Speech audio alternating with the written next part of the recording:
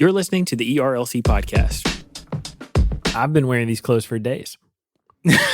Josh hasn't left his bedroom since the election ended. He's just been Zooming everybody.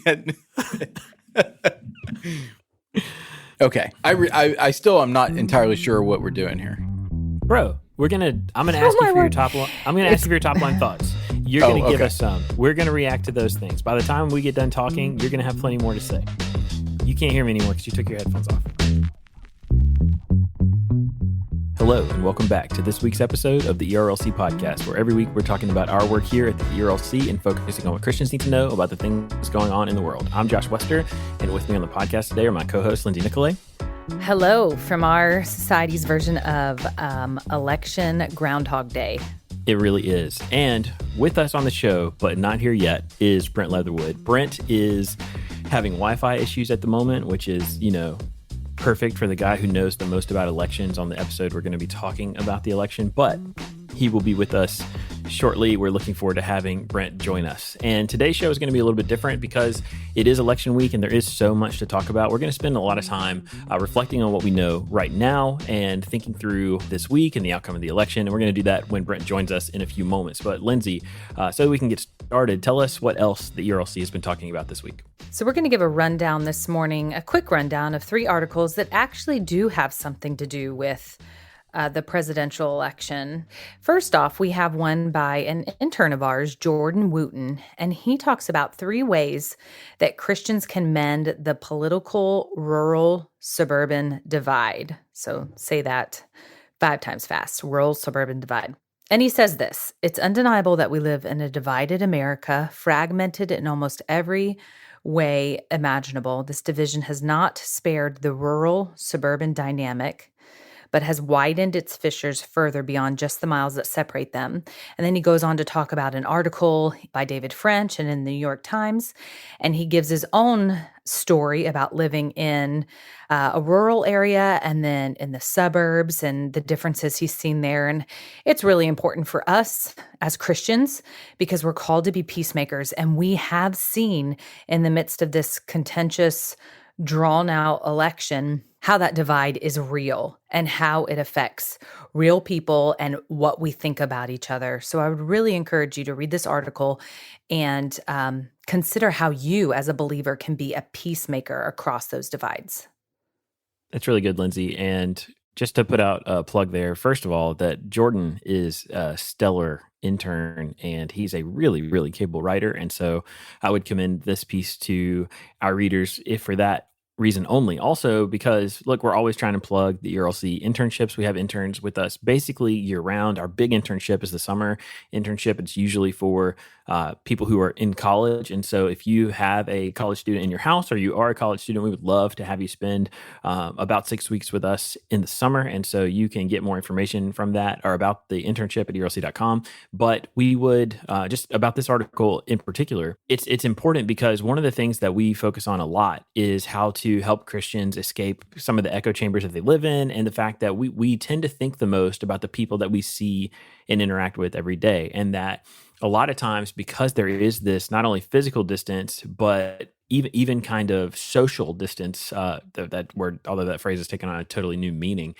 during COVID, sometimes we're not as aware of the experiences and the difficulties and just the way of life of people who may only live a few miles down the road from us, but we are totally unaware of what's going on. A lot of times that causes needless division and fracturing in our society. And so this is just a basic thing from Jordan on how to look at this one specific divide in terms of the rural-suburban divide. Well, and sadly, another turn of the phrase for social distance, we get a lot of our information about people who are different than us on social media, and it creates that social distance, and it's not usually very accurate. So we would encourage you to step outside of your house and step to the other side of the street and just get to know people who are different than you and have different views than you. Lindsay, it's interesting that you brought up social media there, just because one of the things I think is most fascinating is there was, and it's been years now, but Mark Zuckerberg, I think, did an interview where he was talking about when they created Facebook, they thought that it was going to be this incredible mechanism or tool to bring people together because it was going to allow people to interact with all kinds of people who were different from them. And so that would kind of heal a lot of these divides. But in reality, it had literally the opposite effect, because what it enabled people to do is no matter where they lived or how far away they might be from other people who share their presuppositions of worldview,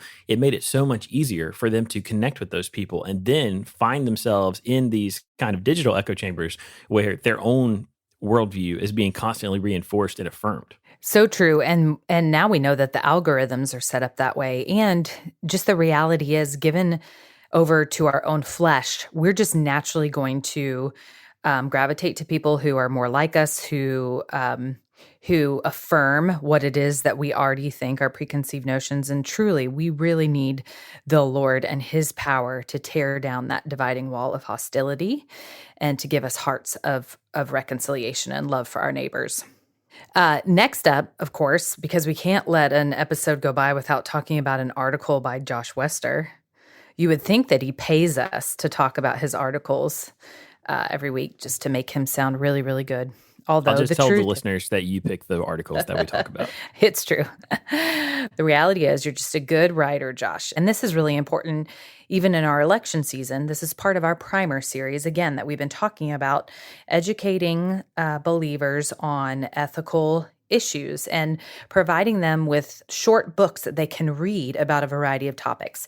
So the one that you tackled, your article is titled, "Why Would Christians Support Religious Freedom? Learning from Early Christian Leaders." And you said this in your article: "Religious freedom is among the most precious things in existence. At its core is both a theological and political proposition.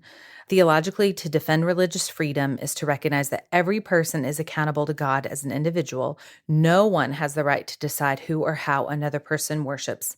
And politically, to defend religious freedom is to recognize that the state has no role in determining what a person holds as ultimate." And that summarizes why religious liberty is such an important issue for us at the ERLC. Do you want to tell us more about it, Josh? Sure. I mean, I think religious liberty is something that is very common. It's in our vocabulary of what we do every day at the ERLC because it's in our name. It's a huge part of our job. But for a lot of Christians, this can actually be kind of counterintuitive because they're thinking about the fact that as Christians, we have very specific beliefs about salvation, about what it means for a person to have God's forgiveness and to be welcomed into his family and have the reward and hope of heaven. Those are, like, for Christians, we believe there's only one way that you can have that, and that is through faith and repentance in Jesus and his saving life, death, burial, and resurrection. And we don't think there is any other way. So why then would Christians support religious freedom for other people to believe all kinds of things that we believe are false?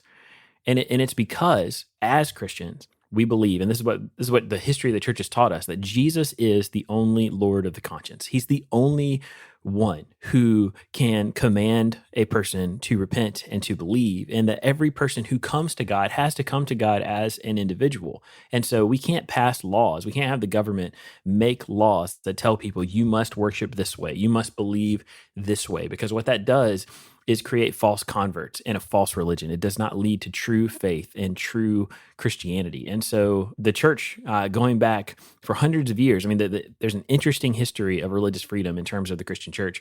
And I talk about it a little bit in this article, and I really am highlighting the amazing work that Robert Louis Wilkin did in his book, Liberty and the Things of God. And so this article is really just commending this book to you so that you can learn about the Christian roots of religious freedom. And I confess, I didn't think much about religious liberty before coming to the ERLC and just took it for granted. And so I'm just realizing how precious it is and how thankful we should be right now as believers or as citizens living in America, where by and large our religious freedoms are protected. So thanks for writing this article and for giving us a book that we can read about the topic. And then finally, we just have a reflection that helps recalibrate our hearts and our minds during this season by our colleague Marissa. And she's written about fear And her article is titled, "What Should We Do with the Fear We Feel in 2020? Trusting God in the Midst of Pandemics and Politics." And I think if there's one word that describes how many people have felt during this year, it's been fearful because of coronavirus and the unknowns, because of the political climate and the election and the unknowns of what's going to happen. But Marissa calls us back to trust in our God, back to what scripture tells us is true about him. She also gives us a few practical tips to help us not give into that fear and not feed that fear because of the different habits that we take on. So I would commend this article to you just as a way to remind yourself before the Lord that he who is in us is greater than he who is in the world. And regardless of what's going on around us, he's promised to walk with us, to sustain us, and he's promised to build his kingdom and do good to his people. You know, Lindsay, as you were just kind of walking through that, the thing that it made me think about is sometimes when we use some of this language talking about not having a spirit of fear, it feels like we are almost putting out these kind of pat or trite answers. But the truth is that some of these really simple things in the Christian faith are also some of the most important things in the Christian faith. And so I don't know, we're talking about an election week in the midst of 2020 and a year where we're experiencing a global pandemic. There's a lot of things for people to fear. And there are so many people, even that I know listening to this podcast, who are right now going through really, really difficult situations. This is one of those things where sometimes the best thing that you can do is just receive this plain, simple reminder that Jesus is Lord, that God has not given us a spirit of fear, that he is in control, that he cares for us, and that no matter what happens, that whatever situation or circumstance you find yourself in, God is walking through those things with you, that the Spirit of God lives inside of you if you are trusting in Jesus for your salvation. And these are reminders that we really need. And so I'm grateful that Marissa wrote this. Marissa also, by the way, former ERLC intern. So again, you should check out the ERLC internship if that would apply to you, because we have worked with some really great people and they've gone on to do really great stuff. Yes, another plug for that internship. And Marissa says in the article, those feelings of fear are real. And the truth is that Jesus doesn't dismiss them. The Father doesn't dismiss them. He addresses them. And Jesus says this over and over again in the New Testament, do not fear. And then the writers of the New Testament also address this. And so he recognizes our fear and he equips us in the midst of it and he walks with us through it. And truly, with the Lord is the only way to walk through fear. I can't imagine being fearful apart from knowing his goodness and his sovereignty and his trustworthy character. So that's just a little look at what we've got going on our site this week. I know all thoughts are on the election. A lot of these articles are tilted that way and can apply to what we might be thinking about. But we've also highlighted some important work that we're doing in DC as well, because the policy wheel keeps turning and the ERLC keeps working tirelessly on things like religious liberty and foster care. So go to ERLC.com, check out what's happening. But Josh and then Brent out there through the airwaves, who's going to be joining us soon. That's your look at what's happening on ERLC.com. This episode of the ERLC podcast was sponsored by the Good Book Company, publisher of The Christmas We Didn't Expect by David Mathis. 25 daily reflections for Advent will help you to adore Jesus, the one who came to save us and make our futures certain. Find out more about this book at thegoodbook.com.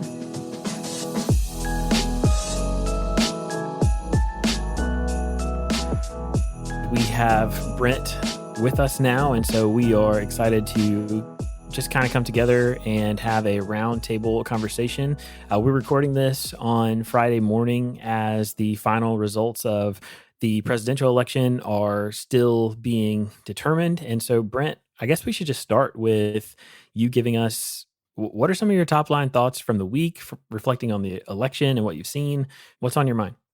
Well, we should let people know that when you say the final results are in, it's not the final tally, because votes in a typical year tend to take days, if not weeks, particularly in California, because it has such a huge population, it takes weeks to tabulate the votes there.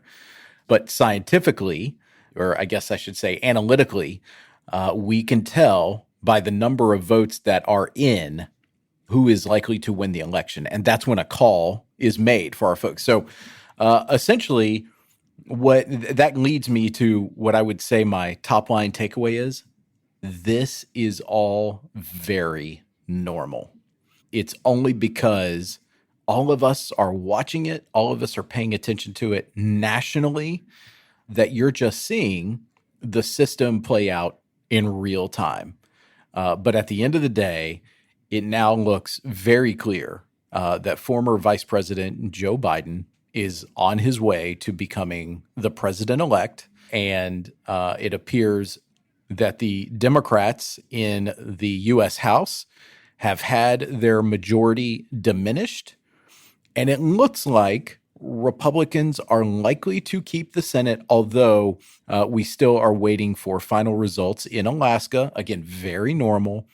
And it appears that we're going to have two runoffs in Georgia. Those will take place in January. Again, all of this very normal.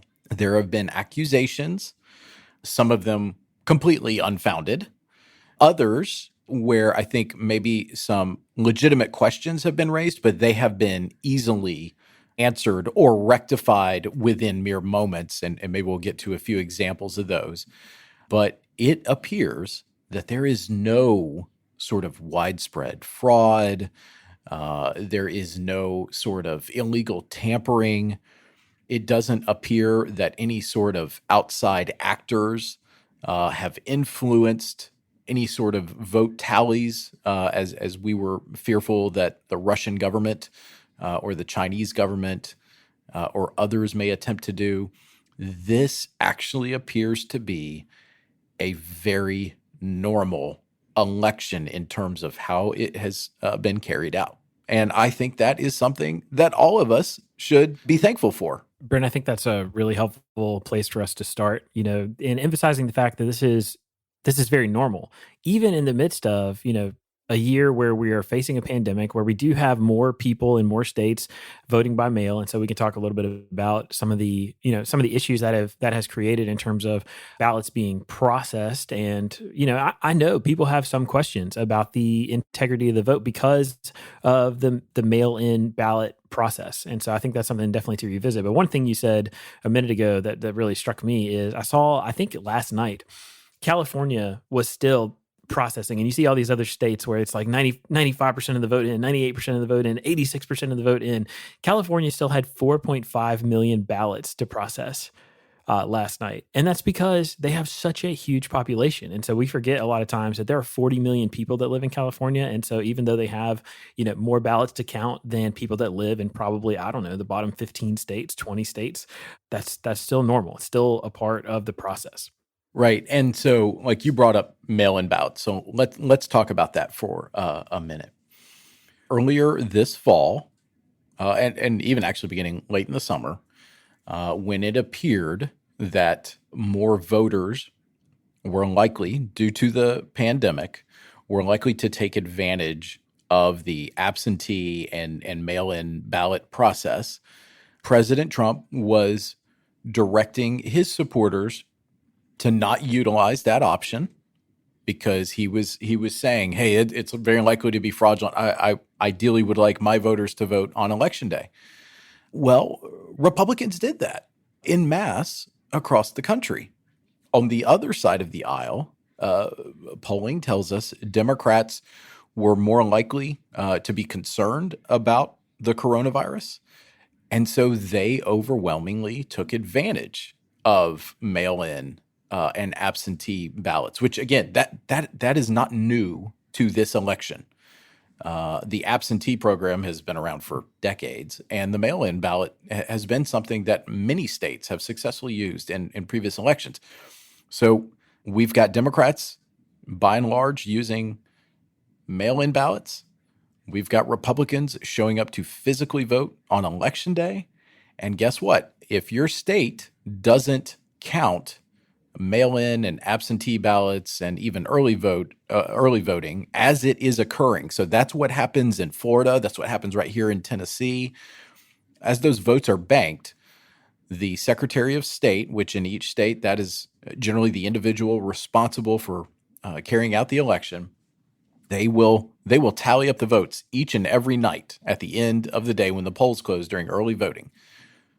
If your state doesn't do that, and guess what? In states like Pennsylvania, Michigan, Wisconsin, they don't do that. They wait until the polls close on election night to begin counting them. And even then, they will count the election day votes first before they get to all of those mail-in ballots. Well, this year we had a record number of folks utilize mail-in and absentee programs. And that is what is known. This was pointed out. Axios pointed this out. They reported on this back in September, that we're very likely to see something called the red mirage, where Republicans showing up to vote on election day will have their votes counted first, and then whoever participates in the mail-in ballot program will have their votes counted second. And so that's why you started seeing in some of these states President Trump jump out to a lead. And then as the mail-in ballots started getting counted, that number came down. There was a Midwestern state where the opposite happened, Ohio. Ohio does it the opposite way. They count mail-in ballots first and then election day votes. And so maybe folks were paying attention. Maybe they noticed this. Ohio, very early on, looked like Vice President Joe Biden would potentially do really well in Ohio. And then they started counting the election day votes, and Republicans had the opportunity to reclaim the state, as a lot of people thought would happen. And that's exactly what happened. There was no voter fraud. There was no craziness that went on with ballots being stuffed after the fact. It's just that each state does this a little differently. Brent, I think one of the things that you've helpfully pointed out so many times is the fact that we talk about the election, but it's not actually the election. It's not a national election. These are being done state by state. We're watching 50 state elections happen all at the same time. And so there are different rules in every state, and those are, because the states themselves decide on the way that they're going to conduct their elections. One of the things that has been most helpful to me is last week on the podcast, we had Secretary Trey Hargett, who is the Secretary of State for Tennessee, on the podcast to talk to us about his role. And a lot of people don't know this. They don't know who's in charge of elections in their state, but it's the Secretary of State, and they oversee the election process. But in these various states where they have been trying to finalize their tallies, and especially these swing states where we're waiting to see who's going to win, because it could affect the electoral college math to put either Joe Biden or Donald Trump over the 270 threshold. These secretaries of state have come out and they've all just explained where we're at in the process, how the votes are being counted, why it's taking so long, or where these votes are coming from, and what's, just so that people won't be surprised, and that they're trying to be transparent and make sure there's a lot of information available.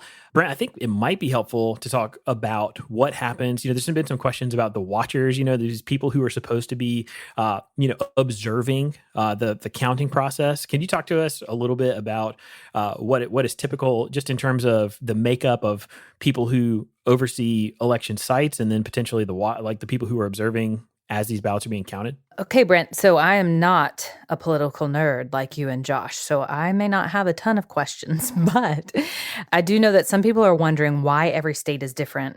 And then I wanted to bring up, wherever this fits in the discussion, that, I think back in 2000, we didn't know the results of the election until, was it December? I think one of our colleagues posted in Slack, which is just wild.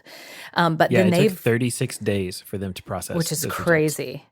And then Jeb Bush tweeted and said, we changed our laws after that.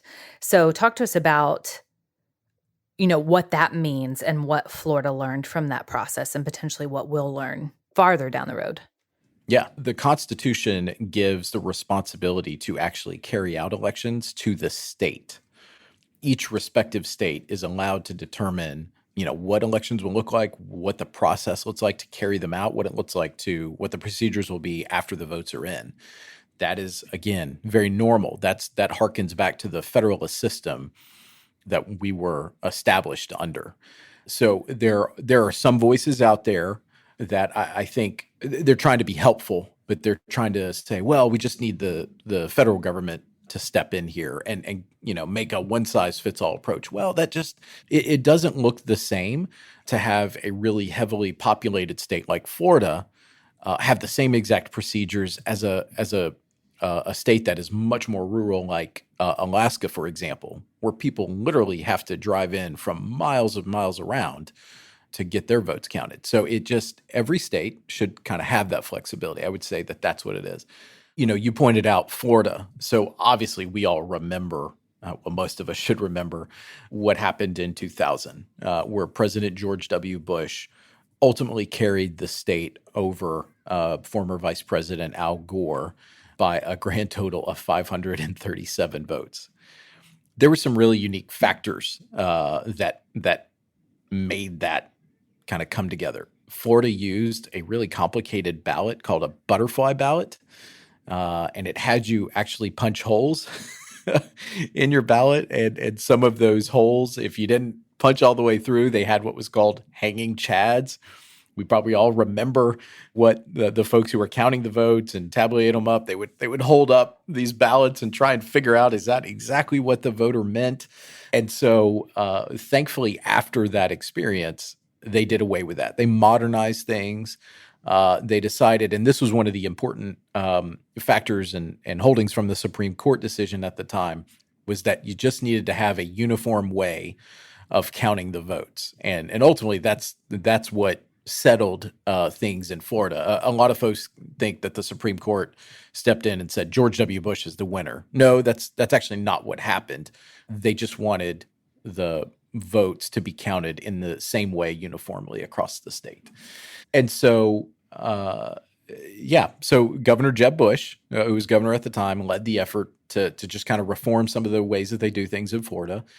And now Florida is actually a model state when it comes to counting votes. They made sure, as I mentioned earlier, to count votes as they come in during early vote, make sure that absentee ballots are counted as they come in.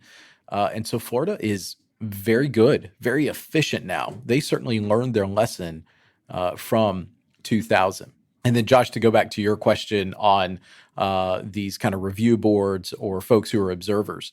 So I'll speak from my experience in Tennessee. In Tennessee, the state party is allowed to have folks certified across the state in each county to go in where votes are occurring on election day. And if there are folks that want to dispute those results, you can have folks present for those. That's very normal. You typically, in a presidential year, you will work with the presidential campaign to identify the folks that you want in there.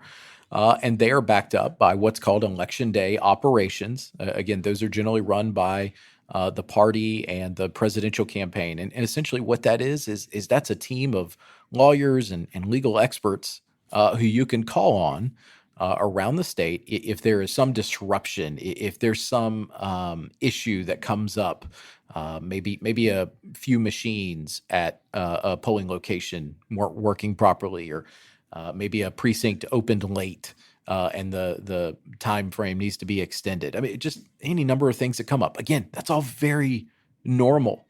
That's not something unique that happened in this election, because it's happened in nearly every election that goes on. And so, you want to make sure and have your representatives in there observing things, asking questions, and just making sure that things work properly. And the great news is, it seems like throughout the country, we really had a pretty remarkable election, given that it occurred in the midst of a global pandemic. So I'm really encouraged by how this was carried out across the country. So I have a question about, possible legal recourse that people have been talking about, particularly on the right. President Trump has, in my opinion, said some pretty outrageous things from his press conference, and some people have been wildly tweeting on Twitter. And so there's been discussions about suing and recounts and things like that. So what actually is the process? What's the reality of what could happen if Biden is announced as the president-elect?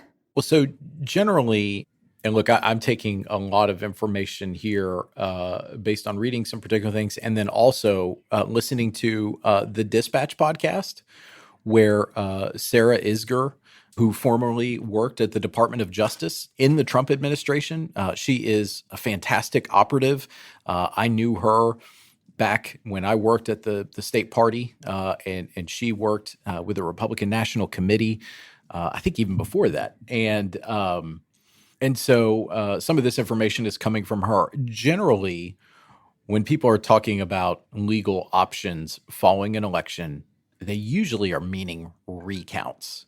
And so let's talk about those. Most states have a legal provision that if an election result is within a certain window, usually it is 0.5% or 10,000 votes or 1%, something like that, they will either A, do an automatic recount, or B, give the campaigns the option to call for a recount. And some states will make the campaigns actually pay for that. It varies. And campaigns also can look at results in different counties and in some cases just ask for various counties to be recounted. And so that usually is what we're looking at most of the time. That does not actually involve a lawsuit or legal pleading. As a matter of fact, in Wisconsin right now, I think as we're recording this, I don't think anything has changed, but President Trump's campaign has asked for Wisconsin to do a recount there. It's important to know that over the course of the last probably 20 years, the average recount around the country has netted approximately 150 to 200 votes being tabulated differently than they were initially.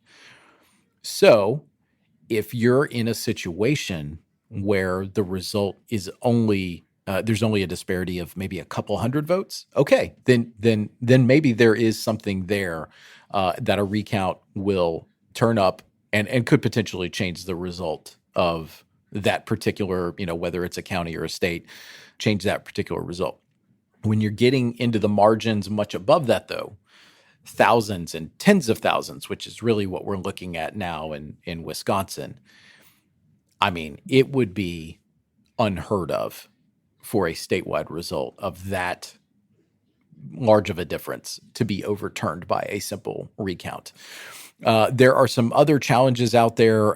There's a challenge coming out of Michigan saying that one observer in one county didn't get the access that he wanted. The county has responded, hey, he's gotten as much access as all the other campaigns. We're trying to maintain some semblance of social distancing in the midst of a pandemic. That is something that probably will be worked out. It's not likely to change the outcome of the votes themselves. There's another challenge in Pennsylvania that has to do with ballots that have come in after the postmark deadline. Those ballots, the state is aware of, we're probably talking a few hundred. Again, the margins that we're seeing Vice President Biden pile up in Pennsylvania, those probably are not going to be that consequential. So even if they threw out all of them, it's not going to get to the place where Pennsylvania looks like it would come back into the fold for President Trump's campaign. That doesn't mean that they should be counted or not counted at all. I mean, the legal process there will play out. Again, very normal stuff. This happens all the time. I was involved in a very close election, about 55 votes in a smaller rural county here in Tennessee. I was the one who contested it.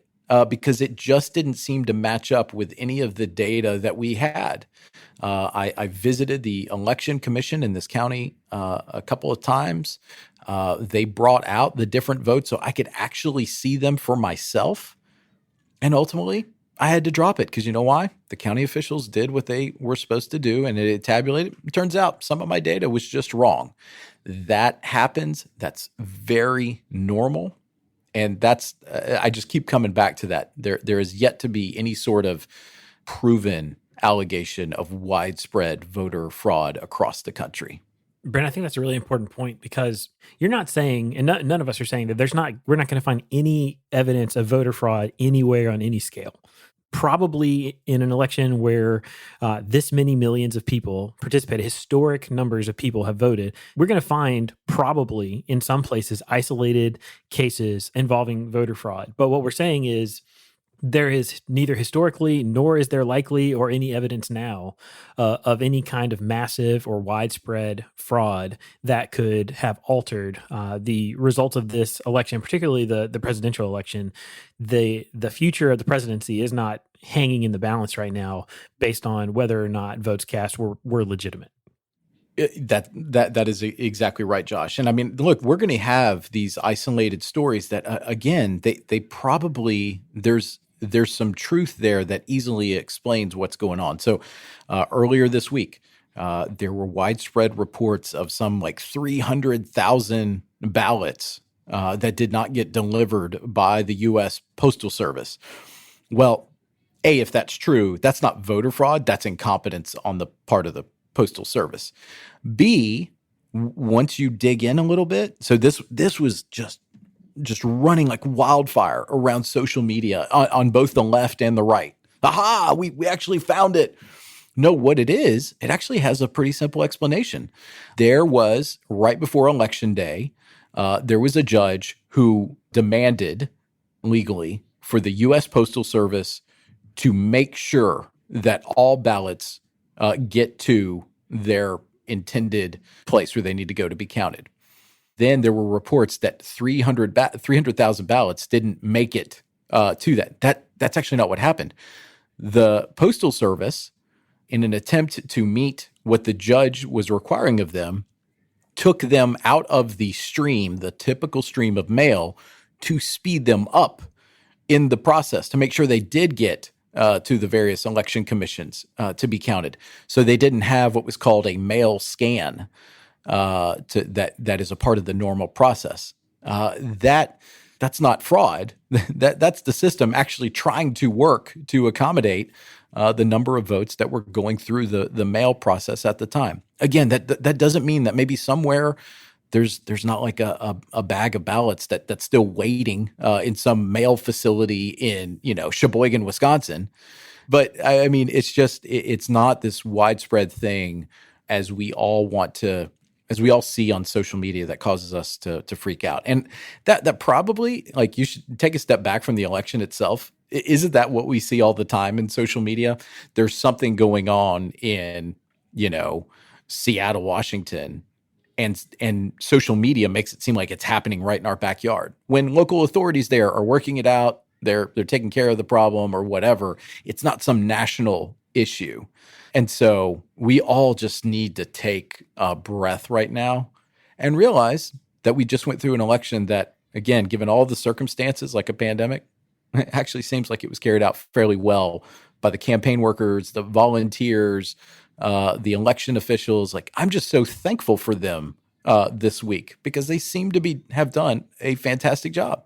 Brent, again, I think that's really great. And look, if you're a supporter of President Trump and you are frustrated or concerned, like that's totally understandable. Everybody wants to make sure, everyone should want to ensure that every vote that was cast legally is legally counted. Senator Ben Sasse released a statement talking about how fraud is poison to self-government. And he said, if the president's team has real evidence, they need to present it immediately to the public and to the courts.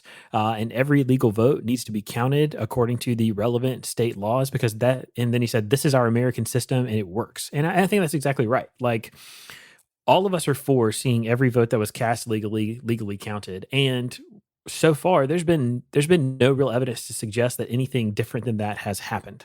And so, as we are waiting to see the election results, finally tallied and then certified, I think that we need to pay attention to any claims of malfeasance or fraud, but at the same time know that so far those things just have not materialized. Look, if you are a supporter of President Trump, if you are a volunteer for his campaign, if you're somebody that went out and knocked doors or made, hundreds, if not thousands of volunteer phone calls, believe you me, I understand if you're feeling a little deflated right now. I ran a very hard fought campaign just outside of Nashville in kind of a district that we were doing everything we could to flip it. And we lost by 13 votes. And let me tell you, when you have that kind of a result where you start thinking, okay, I could have just driven 13 people to the polls in this particular county to make up that difference. I mean, this can certainly be a time of frustration. But I guess I just want to say the system worked. Have confidence in the system. It's a legitimate outcome that we're seeing. And B, just know that, I mean, these campaigns took two very different kind of paths in terms of how they were engaging voters and turning voters out. And we're going to learn a lot from this because there's a lot of evidence out there to suggest that the Republican side of things really turned out a great number of voters in the midst of a pandemic. And at the same time, Vice President Biden's campaign and the Democrats, they seem to have found out a way to bring more voters to the fold from their side of things. At the end of the day, frustration is very normal, but I think this gets back to something our boss, Dr. Moore, says all the time. As Christians, let's not root our identity in politics or in any particular political partisan persuasion. Let's rest in the comfort of knowing that Jesus is still on his throne, and these elections are important, but we ultimately should find our comfort in things beyond earthly elections. And that's not always a popular message, especially given our flesh, Brent. Absolutely. Couple of thoughts. Ouch, that election was close and would have meant a gallon of ice cream inhaled for me, probably, and some kind of rom-com chick flick or something like that night.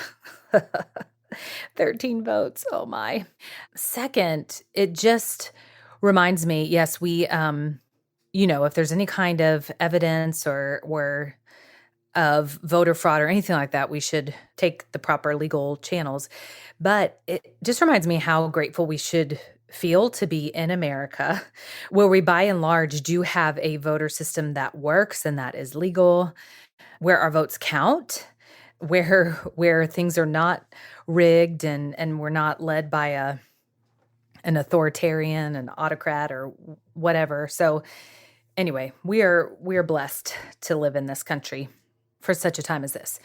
Okay, so my next question is this. So, we're part of the SBC, Southern Baptist Convention. If Biden is the president-elect, there are probably going to be lots of our friends and family members, colleagues, church members who are very distraught and who are nervous about the future as far as being social conservatives and some of the issues that we care about. So talk to us about the results that's looking at are going to pan out for the House and the Senate and why these things matter and why those who are maybe fearful of the next 4 years, aside from resting in the Lord, of course, but why they can, just take a deep breath. Yeah. So let's start with the House. As of our recording of this, it looks like Democrats have secured victory in 211 seats, and Republicans have been victorious in 194.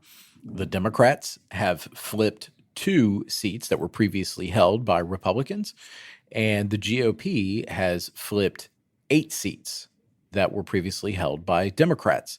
So what does that mean? It means, I should say there are 30 seats that are still outstanding where a winner has not yet been called. Again, very normal. In a close election, it's very normal to just wait until every last vote is counted because again, going back to the analysis of the numbers, you just don't have enough information in to project a winner. That's all. That is very typical in an election. What is what's pretty abundantly clear, is that the Democrats are going to have a greatly diminished majority in the U.S. House of Representatives.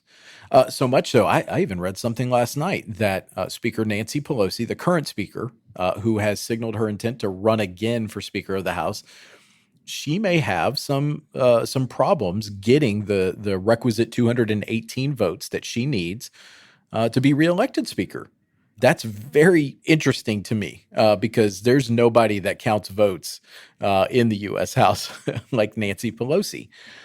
So to me, that signals that American voters want the Democratic House to take a more moderate, centrist, middle of the road approach instead of maybe some of the more liberal policies that were being bandied about in the fall prior to the election. Yeah, Lindsay, I think that's such a good question. At the ERLC, we are the ethics we're the moral and public policy arm of the Southern Baptist Convention. And as an organization, we're a nonpartisan organization. We don't support Republicans. We don't support Democrats, but we're socially conservative. Just if you look at the portfolio of issues and where Southern Baptists have come down on a wide range of social issues, there's no doubt that the Southern Baptist Convention is a socially conservative denomination, and that's who we represent and work for. And so when we're looking at the makeup of the House of Representatives, it's important because there are, especially some of the more, I would just use the word like more radical or more extreme policies that might be supported by the Democratic Party.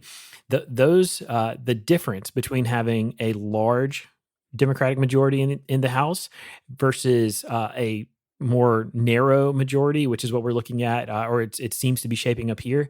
The difference is pretty significant in terms of the kinds of legislation that they could support, the kinds of legislation that is likely to pass. I think what Brent said about the fact that we're looking at a scenario where the federal government is going to be able to achieve kind of incremental policy goals that are going to have to be forged between a likely Democratic House and a Republican Senate, and then signed potentially by a Democratic president.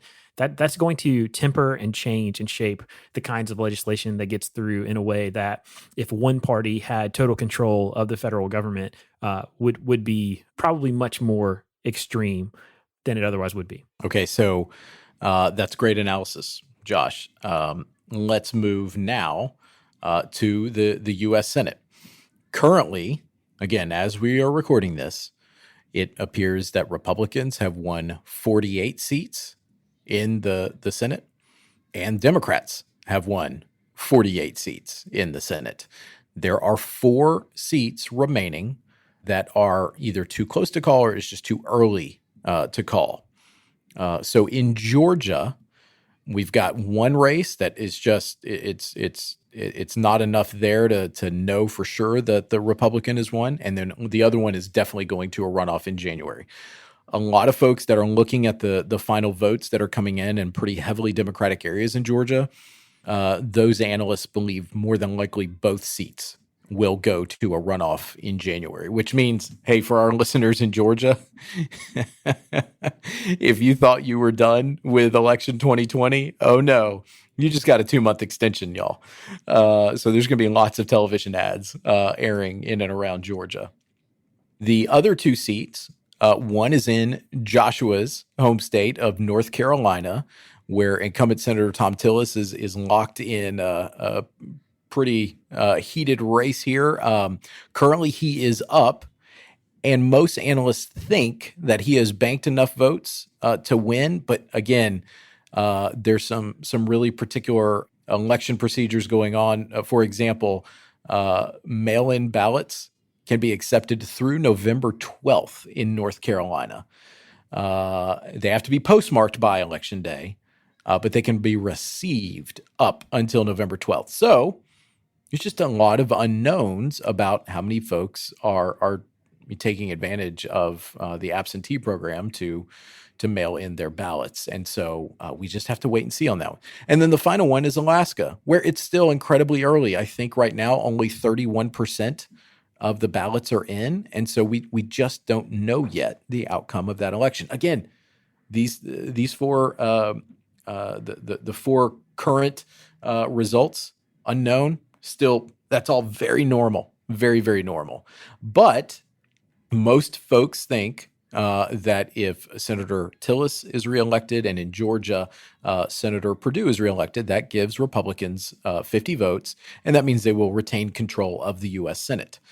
So more than likely, that means that Majority Leader Mitch McConnell will retain his role as Majority Leader.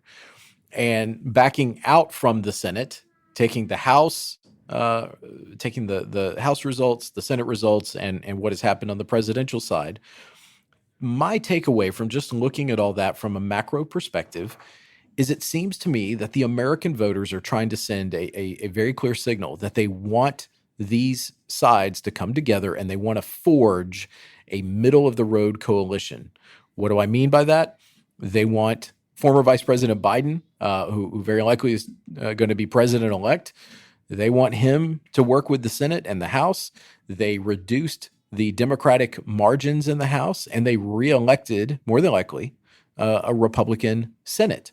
And they want these folks to come together. And the great news is, I was reading some stuff that suggested that Vice President Biden was already considering not putting some of the left-leaning voices, loudest voices from the U.S. Senate in his cabinet. Well, Mitch McConnell came back and said, hey, if we've got the Republican majority, I can assure you that the folks that Biden were to put on his potential cabinet would need to be more moderate centrist folks. So that to me is very encouraging. I think a lot of us that are out there just as American voters observing politics right now, we just want things to work again. We want people to not be jerks to one another again in our political discourse.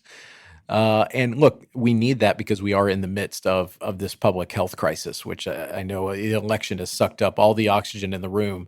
But coronavirus, just yesterday, we had 115,000 new cases, far outdistancing anything that we saw in the spring. I mean, this is what Dr. Anthony Fauci was saying. We may get to a point where we are routinely getting back 100,000 plus positive cases a day. That's here. And so we need folks in our national leadership to come together and help us get past this moment. Honestly, like reflecting on all of this, I know not everything is known yet, but we have a pretty good sense, at least in this moment, of what the future trajectory is like, both in terms of the makeup of the Congress and also the trajectory of the presidential race right now. And speaking as a social conservative and somebody who cares deeply about politics, honestly, if you're an evangelical, you're a social conservative or religious conservative in the United States right now, elections matter. They affect the way that we live our real lives. They have consequences, as we talk about all the time. But looking forward, in terms of the makeup of the Congress for the next 2 years and potentially Joe Biden as president in the White House for the next 4 years, we're in a place right now where,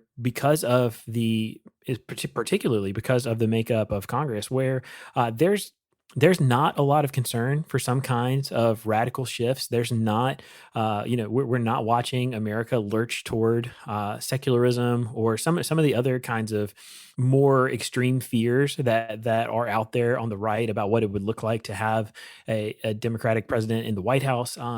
If you're a social conservative in the United States right now, you have a lot of reason for optimism and to be encouraged that, as Brent was talking about, that what we potentially are looking at is a situation where our leaders in Washington are going to have to come together to get anything done, which means that it's going to be incremental. It's going to be based on compromise, and there's not going to be these kind of radical swings taking place after the inauguration. in 2021. And so that's something that I would just encourage all of us. We use the phrase "take a deep breath," but really just be encouraged. You have every reason to be hopeful, and there's not any particular package of legislation or initiative that is on the horizon that is something that I think should cause us to even be tremendously concerned right now. Right. I want to say just a couple things because I'm noticing now all of a sudden some stuff popping up on social media. There's a couple things. In Arizona, that we have folks that have massed outside of the Elections Commission demanding to get in and watch the vote counting as it is going on.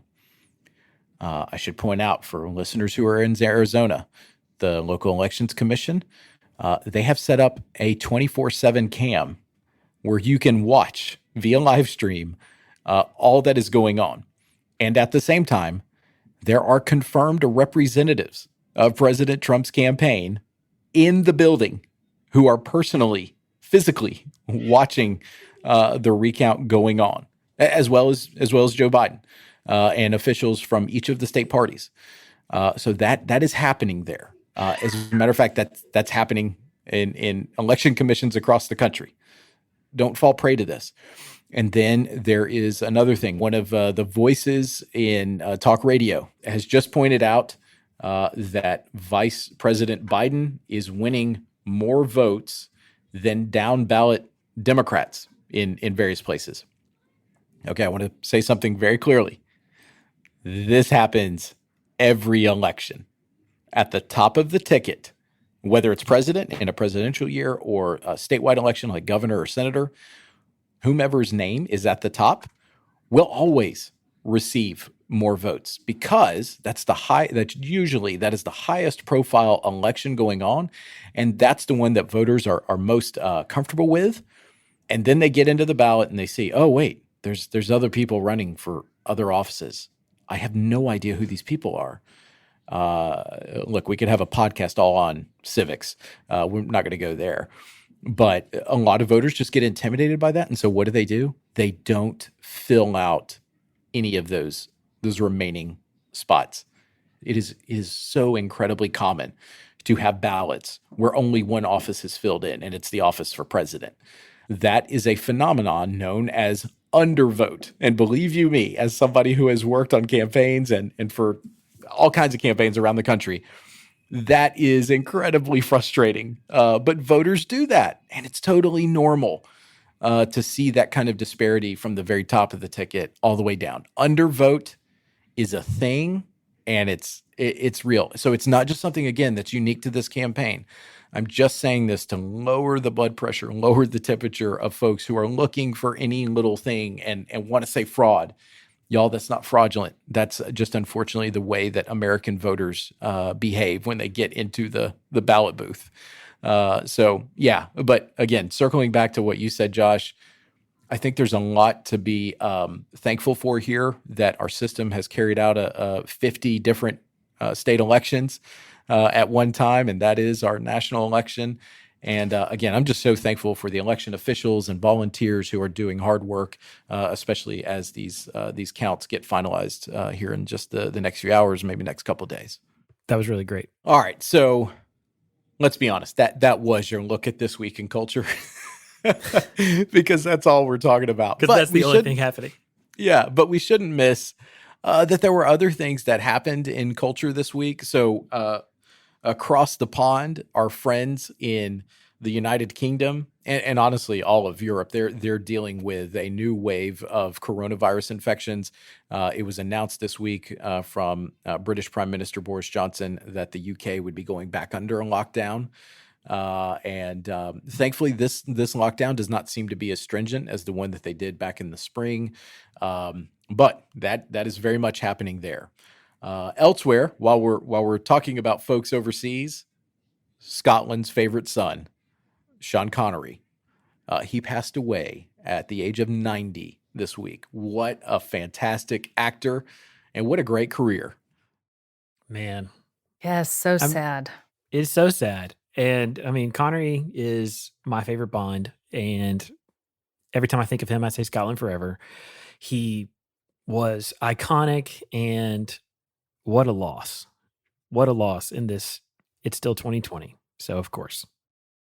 Who can do their best Scottish accent in memory of Sean Connery? Bond. James Bond. There you go, Brent. That's pretty good. No, that sounded British. It's better than my Connery, I can tell you. Let's for sure. hear yours. I'll pass. I'll work on it maybe next time. Oh, oh, come on, man. I mean, my best Sean Connery is probably like from the fake Sean Connery from SNL. Oh, you're a pretty little lassie. There you go. Oh my! I don't even know if that was Scottish. I don't know. Okay, well, so that's what's happening internationally. Here back home, the red cups are now back at Starbucks. The holiday cups. They are back. How are you feeling about that? Lindsay, do you have any thoughts on the Starbucks cups? I don't have any feelings about the Starbucks cups. I think hot take Starbucks drinks are highly overrated, although I do like to partake in one every once in a while. It's just fun because it is ushering in the holiday season. And let's be honest, though, it's actually a little late, right? Well, it is 70-something degrees outside in November. We got pumpkin spice latte, the last week of August? Really? That's kind of when your Christmas tree should be going up, folks. No, it's too hot for that. What is y'all's go-to holiday drink, if you have one? Okay, well, listen, if temperature is your barometer for celebrating Christmas, Lindsay, then how did y'all ever do it in Jacksonville? Don't give me that. Get out of here. Well, that's your hottest take, and it's a garbage take. I didn't ask to be born in Florida, so I just dealt with what I had. So I would love to tell you that I'm just so manly that I only ever drink black coffee, and I do drink black coffee, and it doesn't taste good. It's just very utilitarian to just pour coffee in a cup and drink it. But man, at Starbucks, the white chocolate mocha is hard to beat. It is just really good. A good trick at Starbucks is to get your drinks half sweet, because they will put you into a diabetic coma right away because they are so sweet. So half sweet, it makes them way better. That's a real pro tip. All right. On the more important side of things, there was an important oral argument this week at the U.S. Supreme Court, Fulton versus Philadelphia. This will be something that's important for our audience to watch because it deals with adoption regulations in the city of Philadelphia in regards to whether Christian organizations have to place children within homes of same-sex couples. There are Christian organizations who are saying, hey, that goes against my convictions, don't want to do that. The folks at the center of the case actually refer people to other places that would place in a same-sex home, but that actually hasn't happened because no same-sex couples have come to the organization in question. And so this is something that we are watching at the ERLC and something that's very, I think, important for our work. We want to get this resolved in a way that respects the religious liberty of faith-based organizations. And we have coverage of that case on our site. So we have an explainer telling a little bit more about the details. And then we also have a follow-up to that regarding the arguments that were made. So check those out on our site. Honestly, I'm really glad to see that this case has reached the Supreme Court. I'm hopeful for a very favorable decision here. This is an issue that we've been engaging for a number of years. Dr. Moore wrote a pretty huge piece on this same kind of topic a few years ago. I think it was called Let Catholic Adoption Agencies Be Catholic or something like that. But he was basically just making the point that if it is because of somebody's religious faith or an organization's religious faith that these people came together for this purpose in the first place, don't make them reject or repudiate those religious convictions to do the thing that is doing so much good in terms of, in this case, we're talking about adoption agencies where they're helping children who don't have families and don't have homes find that kind of home, family, love, and support that they'll need for the rest of their lives. And so we're really hopeful for a favorable decision here. This is a major issue, and it won't just affect the city of Philadelphia. It will affect these kinds of policies in different places all across the country. And so this is a major court case and definitely something to pay close attention to.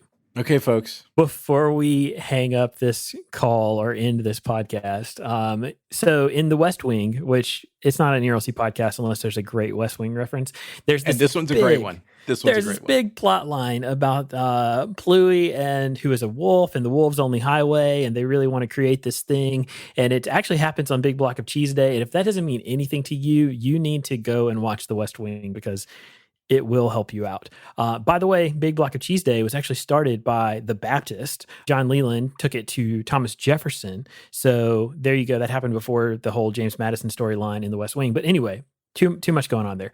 In the state of Colorado, they had a ballot measure called Colorado Proposition 114, Restore Gray Wolves. And it was a proposition that the people of Colorado voted on, and that would require that the Colorado Parks and Wildlife Commission create a plan to reintroduce and manage gray wolves on designated lands west of the Continental Divide by the end of 2023. You might not know it, or you might not have thought it, but this was actually a pretty contested ballot initiative. And with 90% of the votes in, right now it is 50.5% to 49.5%. And it looks like 1.5 million people voted, just over 1.5 million people voted for it, and just under, 1,491,000 people voted against it. This is real stuff going on in Colorado, guys. Well, the more important real stuff going on is, as we close, is to mention that Nashville had the most votes for Kanye as president. Well, Tennessee. How does that make you feel? Oh, Tennessee. I'm sorry. Tennessee had the most votes for Kanye. What was the number? President. Do you remember? He cracked 10,000. Was that about right? I don't remember the number. I just think it's hilarious. Well, there you have it. That brings our podcast to a close. That's pretty good. That's pretty good, Brent. Thanks so much for that. And guys, this was a fun podcast reflecting on the election. We're still awaiting final calls and confirmations to see what's going to happen. And we'll be sticking with you and back next week with more, not only on the election, but everything going on in the world of culture. But just as a reminder, you can find links to all the things we talked about today in the show notes. And if you like our podcast, please help us spread the word by sharing this episode on social media or going into your podcast app and leaving us a rating or a brief review. For Brent and Lindsay and myself, we want to say thanks so much for listening, and we will see you next week with more content.